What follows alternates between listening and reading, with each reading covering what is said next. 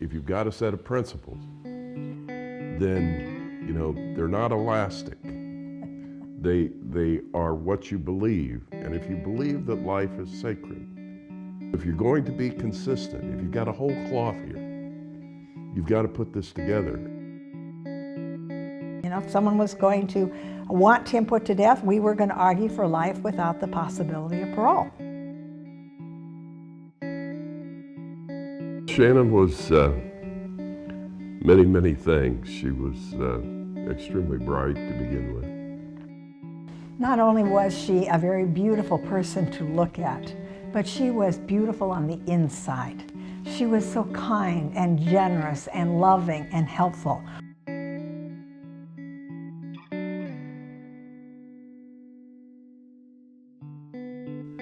She had been up studying. It was an early Thursday morning.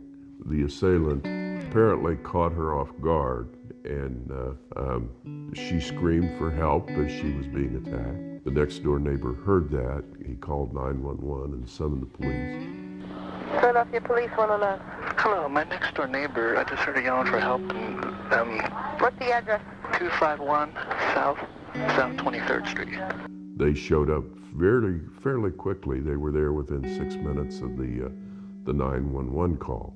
But the police would not break the door down. Their conclusion was that there was nobody home because nobody answered.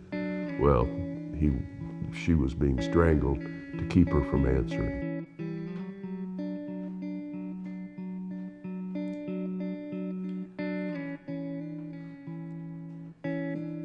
I remember thinking, very first few days and everything, we just can't let this anger, this natural human anger and pain overwhelm us and make us so vengeful and hateful, because it would just, over time, destroy us.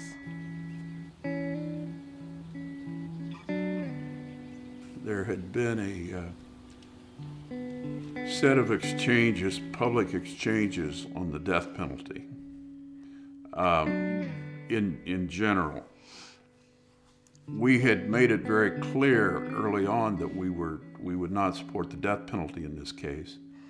And then when he was captured, we made it clear that we would not support the death penalty. We believe that if you look at the issues about racism, the issues about low-income people being more subject to the death penalty, the issues of innocence. Shedding tears outside the White House, taking their case to the Georgia State Capitol. Witnesses say he took no sedative, requested no final meal, and in his last few breaths, they say he insisted he was an innocent man. If you really understand the issues related to what this does to the victims themselves, that you will change your mind. Given what he did, I approve of him spending the rest of his life in jail, but I bear him no ill will there. I do not wish to see him suffer any more harm. I would like for him to explain to me what happened and how he feels about it.